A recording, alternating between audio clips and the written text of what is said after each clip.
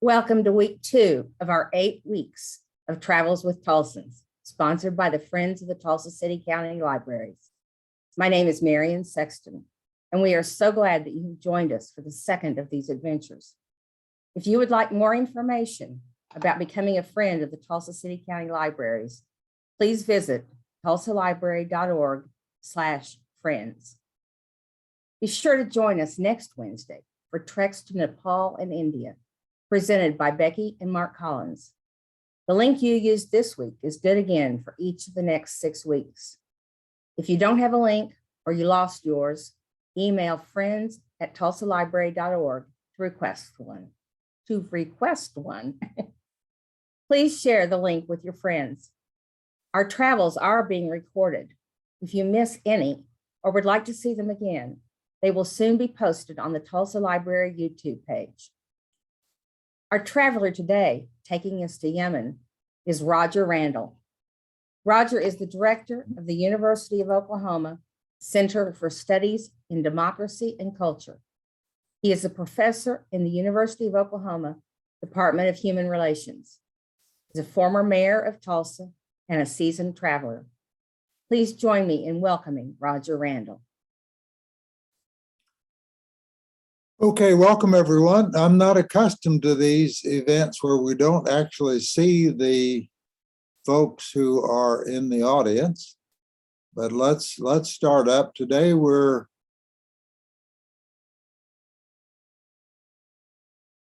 going to talk about Yemen, and this is the flag of Yemen, and Yemen is a long ways off. And none of us today can go there. Well, technically we could go there, but we've got to walk because there is no commercial airline service into Yemen at this time. So the trip from which my photos are taken happened almost 10 years ago. Airport has been closed for 5 or 6 years now. And my travels were limited to the old historic center of Sana'a, the capital. Yemen's a country, 28 million people. Like many places in the world, the growth has been vertiginous. It's a young country. Less than 3% of the people are over the age of 65.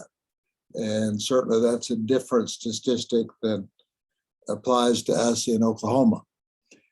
In 1950, the population was only a little over 4 million. Now it's grown to 28 million in the 70 years since then. So growth has been dramatic.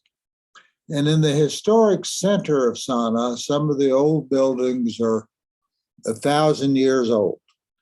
My interest was in seeing this architecture and seeing the way of life that went with it. Sana'a is not the only place in Yemen with this old architecture of what I think of as mud buildings, but they're really not mud buildings. And many of the new buildings that have been built in recent times follow the old architectural style, though their innards may be much more modern. But my visit was limited to the old historic center of Sana'a.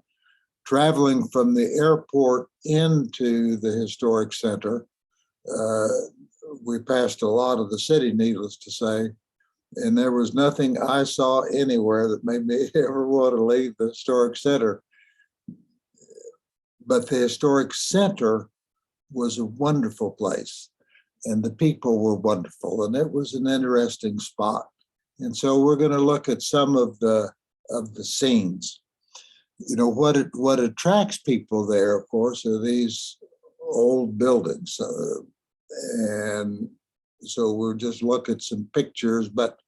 And you can guess by looking at some of these buildings that, you know, some of these apartments may be quite nice. You really can't tell from the outside – what's probably nice on the inside or raggedy on the inside. But this is the style, and it is very distinctive. Typically, they go up, I think, 5 stories, can go up 5 stories. In the historic center, all of the buildings follow the old architectural style. In the hotel where I stayed, this is a view of what my room looks like.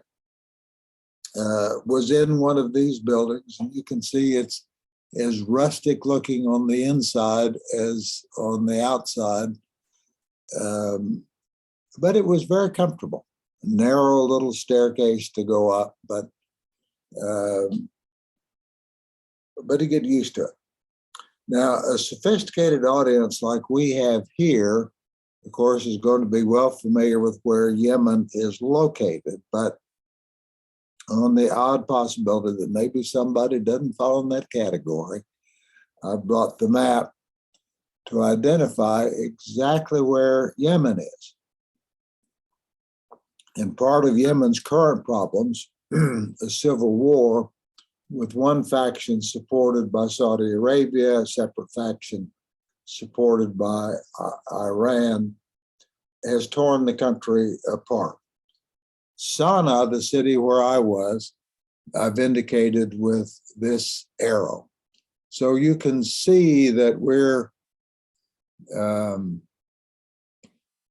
across the water from Africa.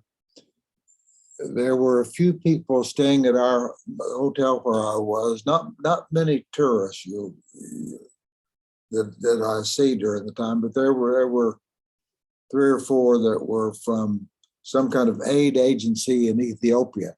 They came over to Sana'a because life was better in Sana'a, so that was their luxury. But life was pretty simple in Sana'a, as you can imagine.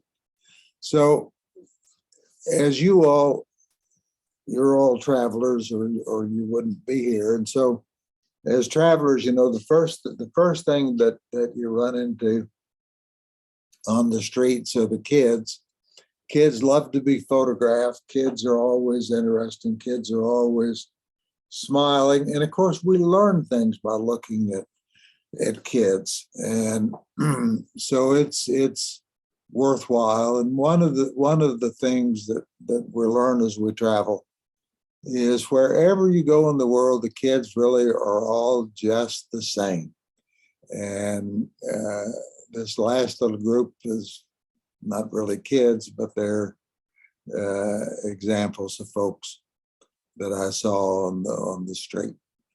And so one of the things that interested me observing children in Sana'a is, in the great majority, they're well cleaned up. They are self-assured young people. They're quite like young people that we would find anywhere else in the world. Nice looking people.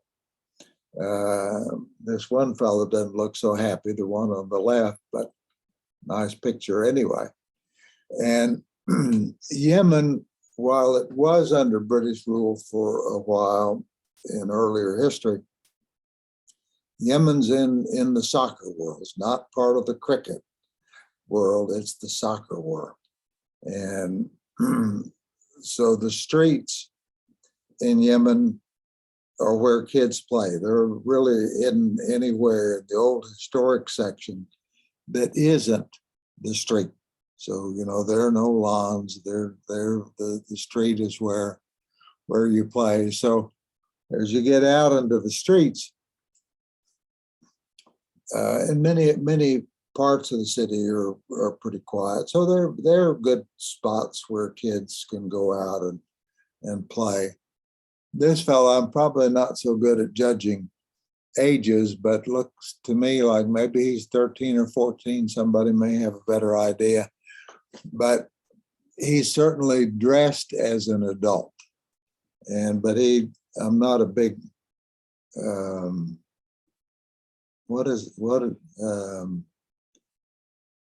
started to say I'm not a big fan of what's that show with the wizards and things? Anyway, this looks like the fella in the wizard show. I can't remember the name of it. Obviously, I didn't follow it very closely. And kids, of course, and this is one of the good things about photographing them, like to show off for the camera. And so as this kid is giving a big smile as he hides behind a frame of a camera. This kid is interesting because you can tell by the way he's dressed that, you know, he comes from financially a comfortable background. His parents take good care of him, and life for him is comfortable. This girl's got a good smile. This fellow doesn't have such a big smile, and his clothes don't look quite as clean as some of the others. But with these old historic buildings in Sana, you can't really tell from the outside what's elegant on the inside and what isn't. But I could observe from people on the street that, you know, we had a diversity of income categories in the community, but you didn't see it on the street. You didn't have shops. You didn't have Saks Fifth Avenue in historic Sana. This picture I like because these are school kids on a break, and their treat after school is a slice of watermelon. And so just imagine a society where things move on a slow, old-fashioned pace, where a slice of watermelon is what you crave instead of an ice cream cone or a soda pop or a McDonald's. The watermelon's probably more affordable as well. So let's look at some of the faces of the people. We're not going to see any faces of the women. They are covered. And the black burqas are the most common that I've found. But we also have in the Arabic world more colorful kinds of burqas. And I'm not familiar with the sociology that describes why some are one way and some are another way. But certainly these are colorful. And some will all together, as you can see from the pictures, have covered their face in the entirety. There's something about the way the burqas flow that has a certain elegance to it, actually. It makes you think that maybe these burqas are not a natural material, but on the other hand, in the hot part of the world, you wouldn't want to be covered all together with polyester, I wouldn't think. But anyway, the way this outfit flows for this woman is really quite attractive. The brightness of the sun makes it hard to see, but as I recall, her shoes are actually tennis shoes. So the burqa is one thing, but the shoes can be whatever you want them to be.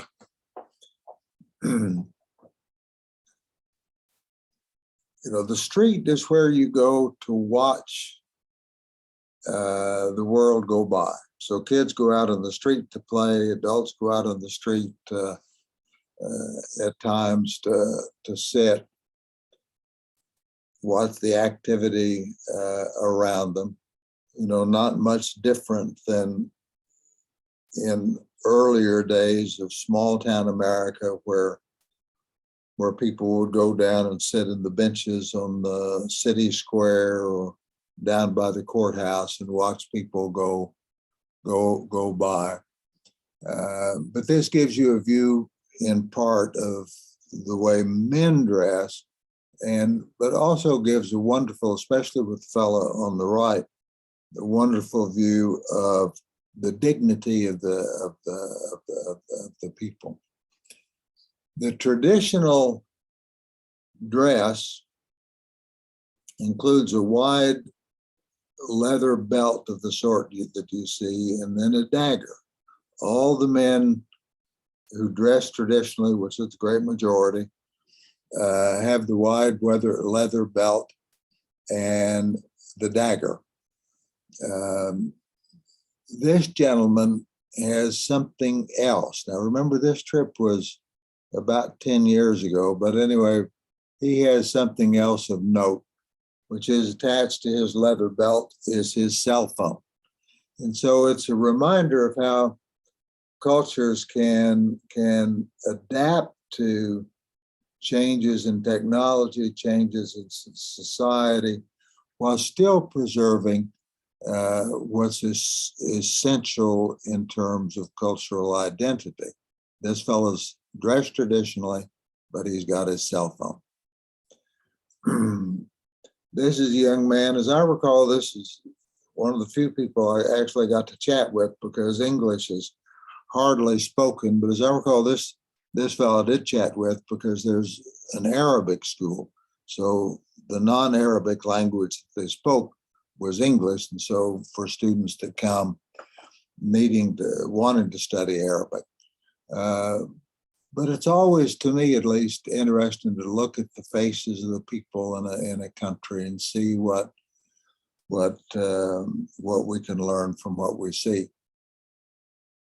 Remember from our map that we're just across the waters from Ethiopia, from Africa. So I suspect this fella is from Ethiopia. He has more of that kind of look. And we're always struck when we go to a distant place by all the things that are different. And sometimes obvious things that aren't different, that are kind of universal, don't jump out at us. And since the audience here, the way we're set up here, the audience is separate, so we can't really converse as we go. But if you want to know this fellow's professional occupation, his orange suit is a good clue. And then if you see my pointer, this is his broomstick. He is a street cleaner. And so he has come over from Africa, it would appear, gotten a very entry-level job cleaning streets. This is a fella in one of the shops. You can see he's got a big bulge in the cheek, and he is consuming khat, K-H-A-T, and he was actually rather showing off his khat consumption. It's very popular among men. Since I couldn't see the faces of the women, I couldn't form a good perspective on how many women are khat consumers, but it is a plant, looks a lot like cilantro, and people can chew it. And supposedly it has a mild narcotic effect. I didn't try it. One report I read suggested that the narcotic effect is in the mind of the chewer of the khat rather than a real effect of the khat. But it supposedly it functions much like the cocoa leaves in the Andes of sort of giving people added strength and endurance. Here's another person, young man. Obviously, he's comfortable with who he is and comfortable meeting people. I mentioned earlier that we had very few tourists in the old section. It's not a hot destination, just a few hotels.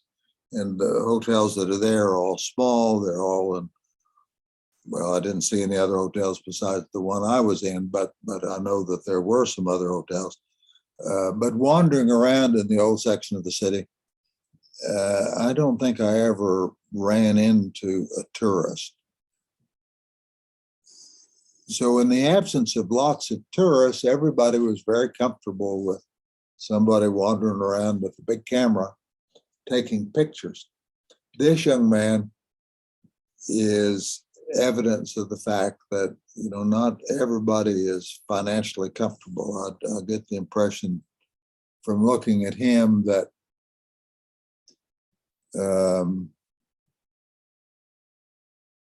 his circumstances weren't the best.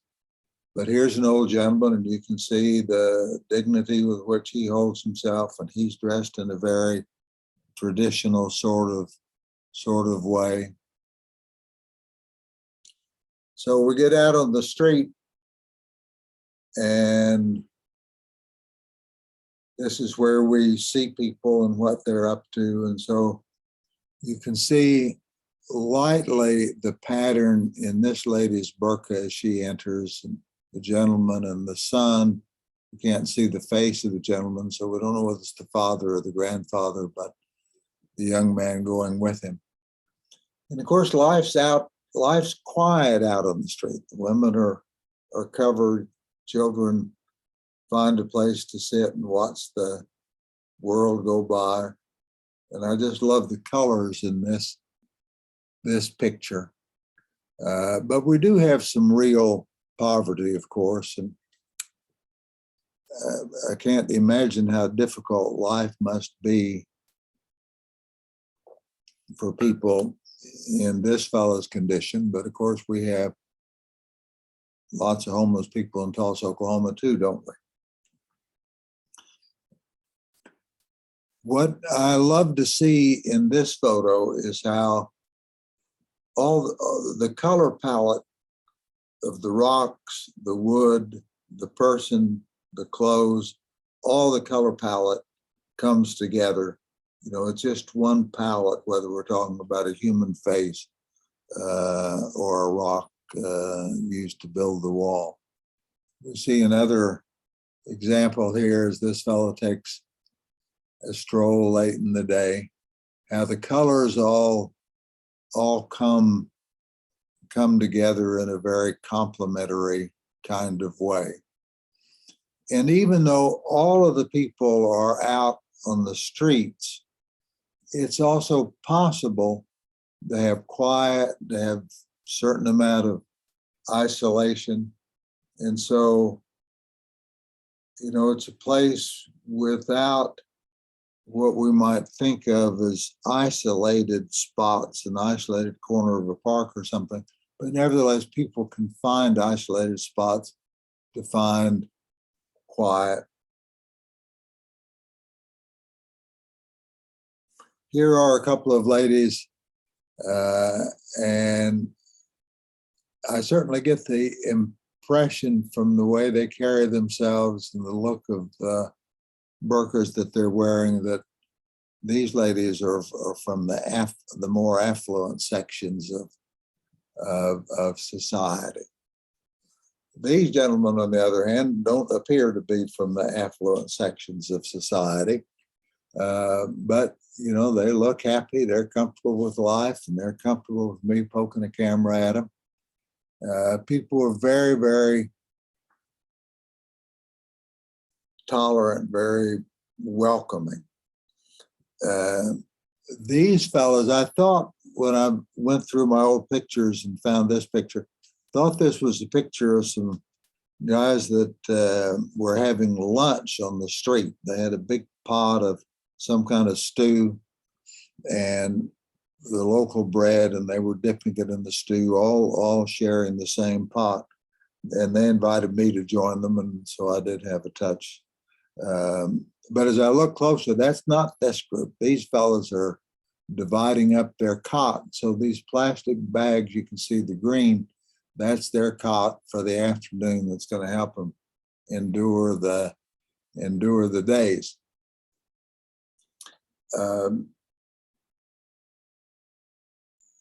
We see a sign like this, and if we don't read Arabic, we don't really know what it's about. Our background in the United States would cause us to believe that this must be some kind of a recruitment poster for an Arabic terrorist organization, but that's not the case here. This is an advertisement for a video game store. And so the guns, the violence, same as in this country, but it's just a little more primitive in the quality of the advertising. I want to stop and make one observation before I talk about the donkeys here. At some point, the government of Yemen must have taught people, because it was fairly common to run into this, and it was very endearing. Little English is spoken, so that's why I spent some time chatting with the guys with the Arabic school, because they did speak English. But generally, shopkeepers, other people, nobody spoke English, and so conversation was limited. But lots of people had learned the English phrase, "Where are you from?" And whether they could understand my answer or not, I would always, of course, politely answer, "I'm from the United States of America." And they would always then reply with, "Welcome to Yemen." And it was really an endearing kinds of thing. But at that point, we had exhausted their English. So no further conversations, except I have to admit, now there were a few isolated cases, but I have never encountered this in any other Muslim country that I had visited. But what I'm getting ready to describe, I had not ever encountered before, but it made me feel at home. It was like being back in Oklahoma, because people would come up and say, in essence, "Have you heard the good news about Allah?" Just the way people in Oklahoma might say, "Have you heard the good news about Jesus?" And so there was proselytizing, which I hadn't ever seen before. One fellow stopped and gave me a little tourist brochure about Sana'a and so forth. But as you read it, it was really proselytizing. Okay, back to the donkeys that we're looking at here. And somebody needs to watch the time, tell me when I've talked too long, or when we need to start bringing it to a conclusion, though we are getting along the way. But there was a donkey market not far from where I stayed. In fact, I didn't ever get too far from where I stayed, because I was fearful I'd never find my way back. All the funny little alleyways and things. So anyway, at this donkey market, except for the green plastic rope around the one, at the donkey market, we were back in the times of Jesus Christ. We were at a place with nothing visible to identify the era in which we were. This is another picture similar. Not too artistic a picture, but I'm a city boy. I've never been around a baby donkey before, so that was entertaining to see. And of course, everybody wants to know now, what are the cats like over there? So I was able to get 2 cat portraits while I'm traveling. There was this one, with really attractive coloring, and this one with what we can say is character. And of course, when we go to an exotic place, we want to go to the market. We want to see what people have got to sell. And here is an open area in the old section of Sana'a, and one of the few kind of open areas, because everything's narrow lanes and all of that, but in the open area. So you see some of the goods put out for display. But it's important to remember, essentially, we've got no tourists here. Nobody could make a living selling things to tourists because there were so few. So what you find at the markets are what people people are going to buy and use insana. So the number of things if you're a tourist, to buy and bring home a few. I brought home an antique dagger, but that was all. But we love all these spice markets and that kind of thing, don't we? It's just wonderful, the smells. And, those of us who were old enough to go back a long ways can remember the Mecca Coffee Company downtown when they were down near the Rialto and Cresses. They had a lot of that. But I said, isn't this wonderful? Don't you wish we had a place where we could go and buy all these fresh spices and things? This photo quality is not the best, but it's interesting because what this fella is selling is henna. This is his big plot of henna, and these are the containers of it. And then these are all the designs that the ladies can use to decorate themselves up, and we need a couple of women. Maybe we've got a couple of women in our group here today who would volunteer to start the henna fashion in Tulsa. At least the henna, washes off. These tattoos don't. And you can change the henna designs. You can't change the tattoos. So this is a shopkeeper, and you could buy stuff here. They've got a lot of interesting old things in this store. You can see they're all decorated. They're all dressed in traditional. This must be the uniform of the shop because their daggers are all a green material. And a close look shows that these are some nice looking necklaces that they've got there. So, they've got some good taste and pretty attractive stuff.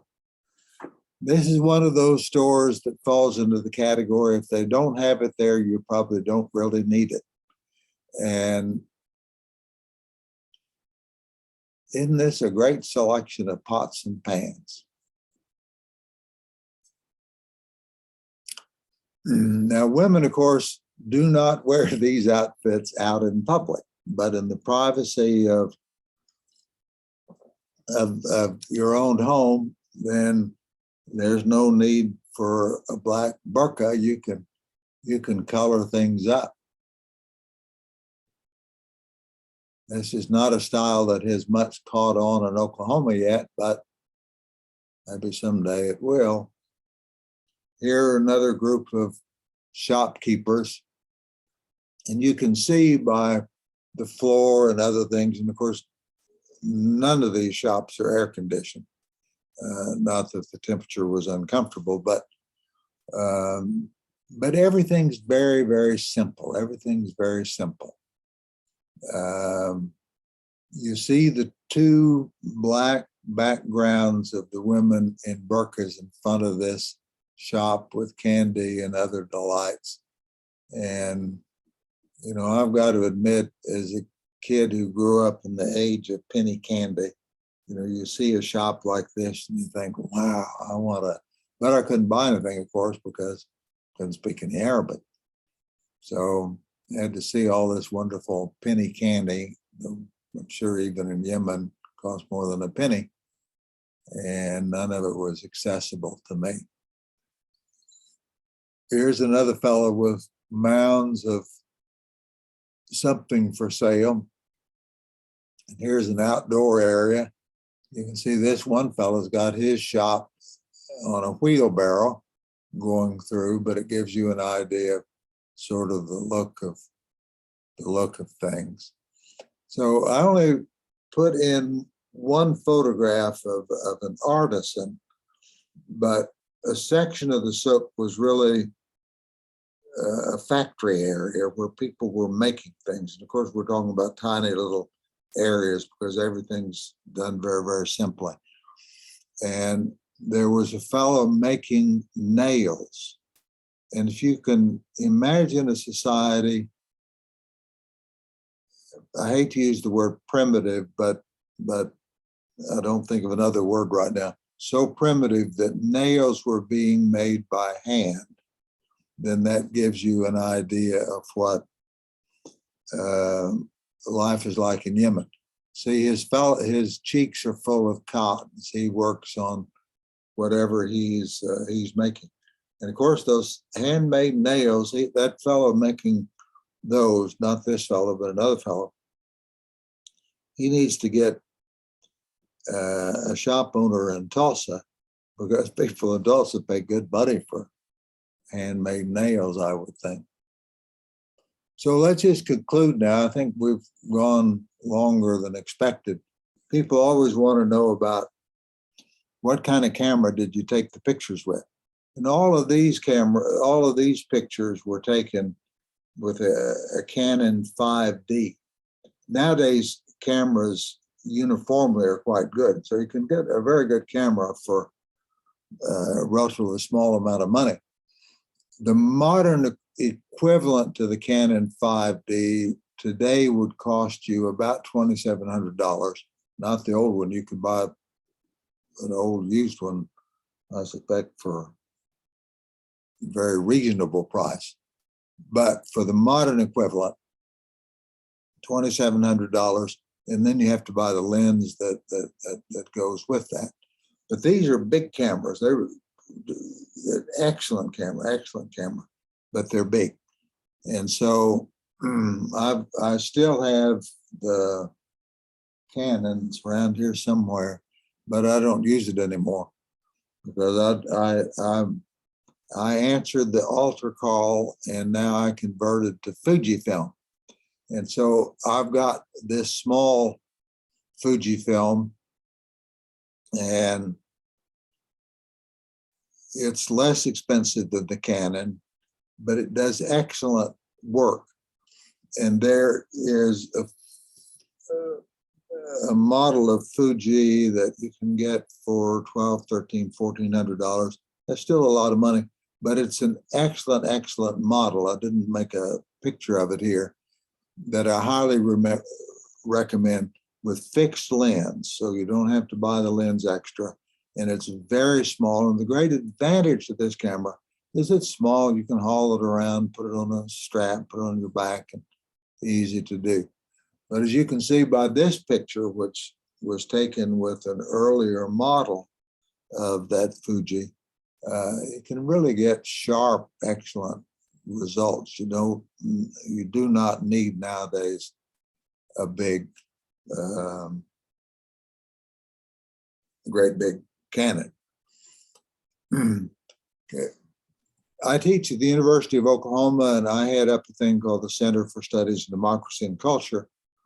I've got a number of photos on different things on the web, other things that fall into a category that I call Tulsa Studies.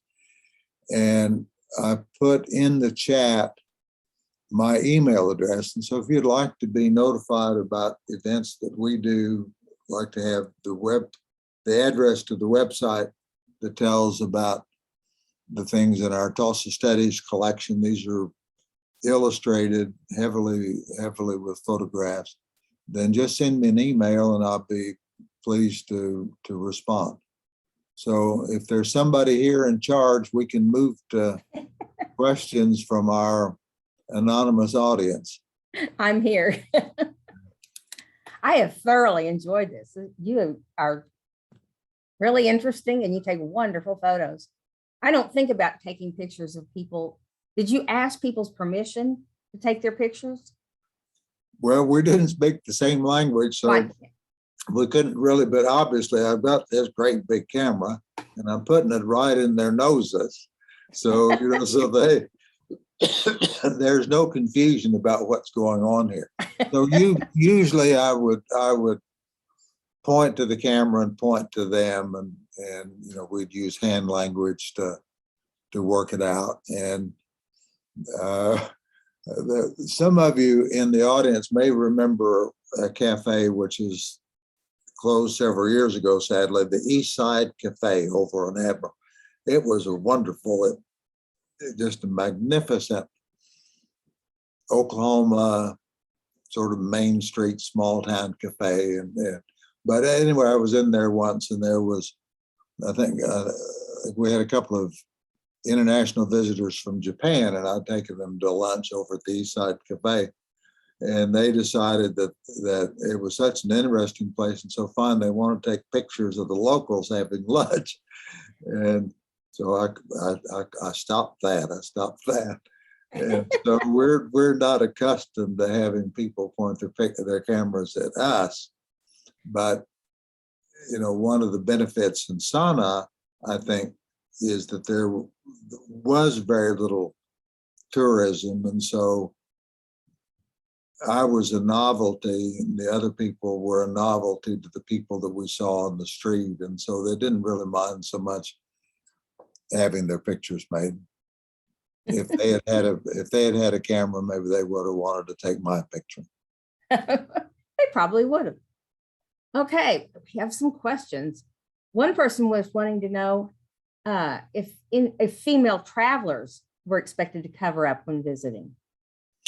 No, you know, it is, but some level of modesty, please, would be appropriate. But people know that, you know, we're in different cultures, and so I think there would be no difficulty for a woman traveling alone. You know, I visited a little bit with a few other travelers at the hotel where I was staying, because we'd get together and had a nice open courtyard area, and you could get meals there. You know, there were no restaurants in Sana'a, only in the little hotels. There was one restaurant, but I couldn't eat there because I didn't speak Arabic. And I could see what people were eating there, and I didn't want to eat there. So it wasn't a big conflict. But if I'd had somebody local who spoke Arabic, probably we would have gone, and it would have worked out all right.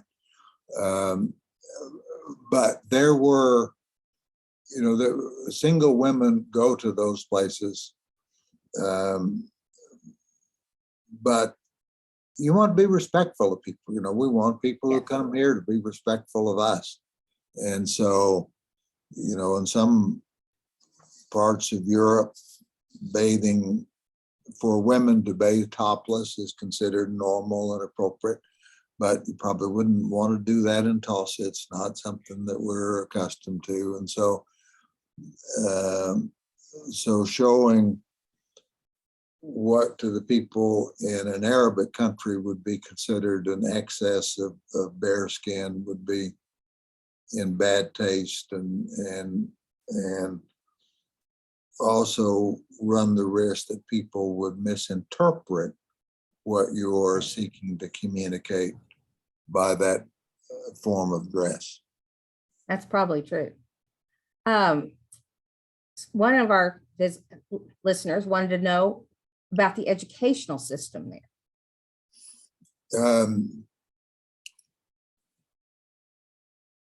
I'm an outsider who doesn't speak the language without local context. So all I know is what I see. So what I did see, what I didn't include a photo, I've got only a couple of photos, but but there were children, as I recall, in the photos that I've got, men. I'm sure the men and women went to separate schools. And I know in Pakistan, with which I'm more familiar, generally the schools will be separate, boy and girl, through high school. And there will be exceptions to that, but that would be the norm.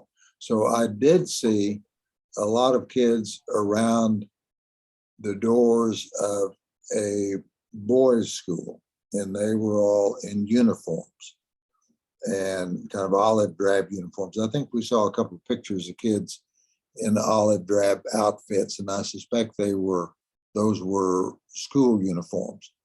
And the photograph of the kids getting the watermelon treat when school let out, the watermelon cart had moved there to the front of the school. And so that seller was waiting for the kids to let out, the same way that that the ice cream truck might go to our grade schools, except that, you know, I'm trying to think of the way to describe my opinion about this, but our little children are not considered sophisticated enough to find their way 3 blocks home from the school nowadays. So there aren't kids probably to patronize the ice cream truck. They're either going to go to the school bus or somebody from the family is there to pick them up. Jane has an interesting question and observation. She said, with all the women wearing cover, how does one know the approaching woman is a friend? How do they greet each other if they can't recognize each other? I suspect they can, you know, in the same way that, you know, we can recognize somebody we know from behind by the way they walk, even distance off. So I suspect people kind of do that. And of course, we're being tested now with our COVID masks, aren't we? Yes. And yes, I ran into a friend over a year ago, and she was talking to me, and I said, I don't have a clue who you are. She had on a baseball cap, sunglasses, and a mask. And I was like, you got to tell me who you are because I can't see you. Yeah. And so yes, sometimes we do and sometimes we don't. You know, well, if we can see their eyes, we usually can recognize them too. Right. Often that is the case. What I don't understand and I find very irritating is that after how long has it been, 1.5 years of the COVID of wearing those masks? That 2 years almost. That my own phone still can't recognize me when I've got a mask on. That's good. Yes, it should learn. William wanted to know if there were any cars or buses. They would not in the part of the town where I was hanging out. But if you think back to, and maybe we can, let's see, we go backward now. We'll go back to where we can, there we go. The big open area. Yes, you can see vehicles here and there. And so, and a vehicle, there was space enough for a vehicle to haul me to the hotel from the airport. So you could move, when even right now, you could move a vehicle down this street. Everybody'd have to move out of the way. But you had spaces for that. But like the cities in Europe, you go to the old section, lots of those little lanes are very narrow and can't get a car through them. So in a lot of the little streets in the old section, probably you could get one car through, but better not to mess with it. So were vehicles restricted from the old part of town, or were they just not capable? Was it just not big enough?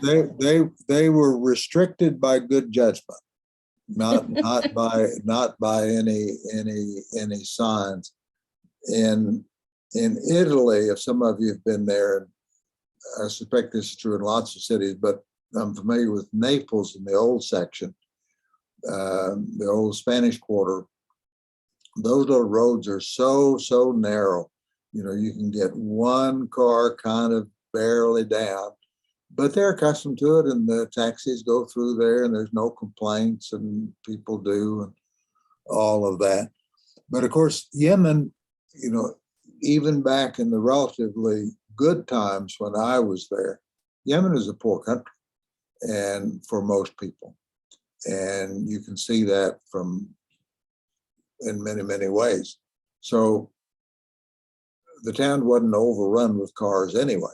You get outside of the old section, lots more cars, lots more traditional kind of architecture of shops and all those kind of things. And I suspect somewhere in town there was a big covered mall, air conditioned and all that, but not in the old section. You know, the people who lived in the old section, they chose that style of life, and I've got to admit, I liked it there very much. I liked it there very much. And so, but I think, I suspect Arabic would be a hard language to learn. But, Romance language, in any European language, as difficult as they may be, is going to be easier to do than Arabic. But I found a good quality of life. My sense was that for a great proportion of the people in the old historic center, quality of life was good. Wonderful. Laura wanted to know if you were with a group or a guide. Nope. I just on my own. Better, a group, if it's a big group, can get in the way of personal interactions. A single guide or something can be helpful because they can speak and all those kind of things. I could have gone to that little cafe and tried out the stew that I could tell from what was being served from the door, because I could stand at the door and look in, that there wasn't much of a menu. There was kind of a stew, probably, maybe a little bit more. But if I'd had somebody to help, then those kind of mysteries could be resolved. But I'm very comfortable just going on my own, and so I went here on my own. I didn't know what I was going to find when I got there. I knew I didn't speak the language, but I figured one way or the other I'd get by, and I did get by very, very comfortably. That's amazing. That's amazing. What prompted you to go to Yemen in the first place? I have always had a fascination with these buildings. Oh. And so that's what, so if we go, so we can go way back.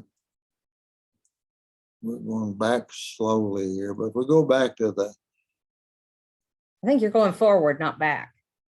You're going forward. Okay, I'll tell you what, let's, well, anyway, we won't worry about it. So I was going to try to get somewhere where we, oh yeah, here we can go fast. So we go back to the old architecture. Where had you seen it? Just pictures that you'd seen over time? Yep. So we go back to these old buildings.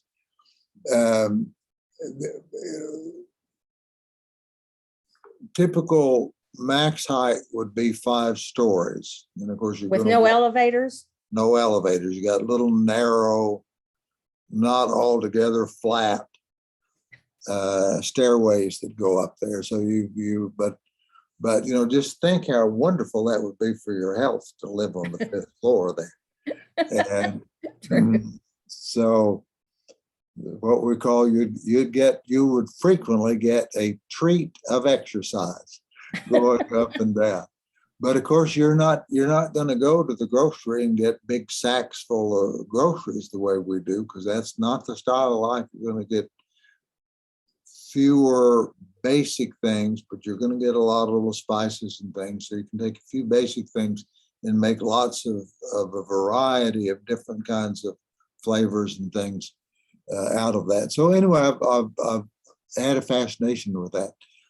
There is an area of Africa that has a sort of style of decorated mud buildings that fascinates me too, but I suspect that's kind of rougher to get to. And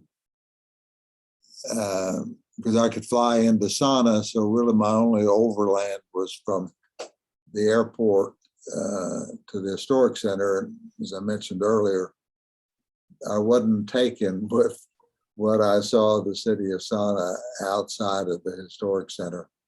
Looked a little down on the heels and unattractive and all of that. so it was quite easy to get there. And as I recall, I think I flew down from Europe because I'd been to Europe, I think, teaching a class.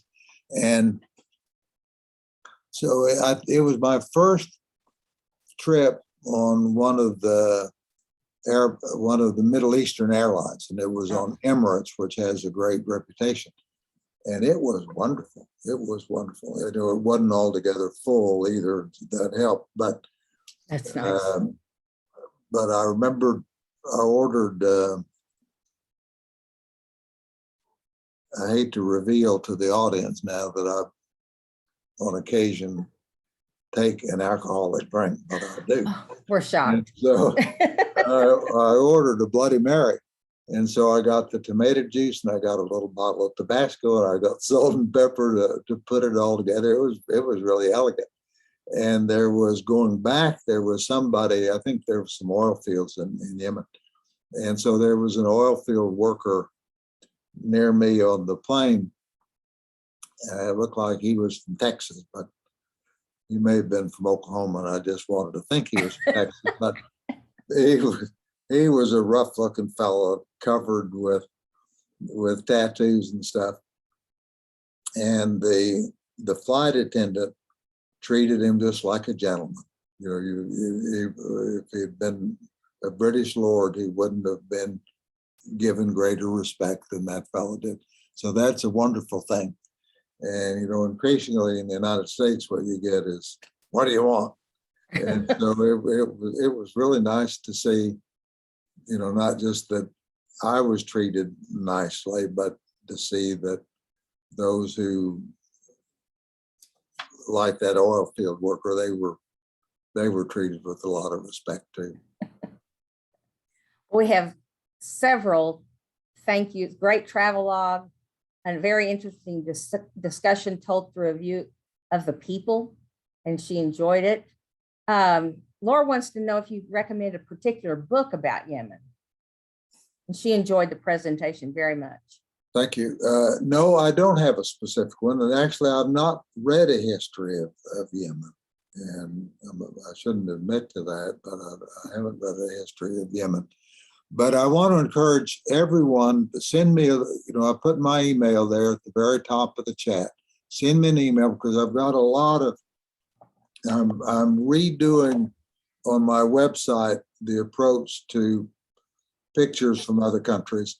So we'll focus it in terms of what a Tulsan learns when Tulsan goes abroad and how we bring back to Tulsa what we see and we influence. Because, Tulsa has been forever a town of travelers. The first settlers that came here were travelers. They wouldn't have made it to Tulsa otherwise. The oil industry connected us internationally to the world.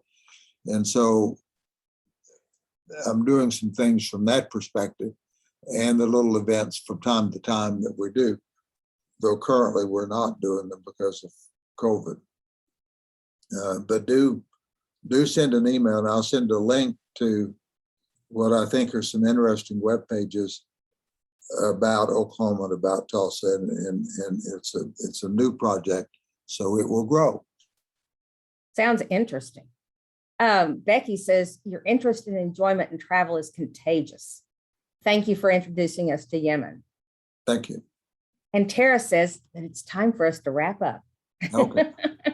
But we thank you so much. It was fascinating, and I love your photography. Thank you so much for being willing to share with us your trip to Yemen. Thank you.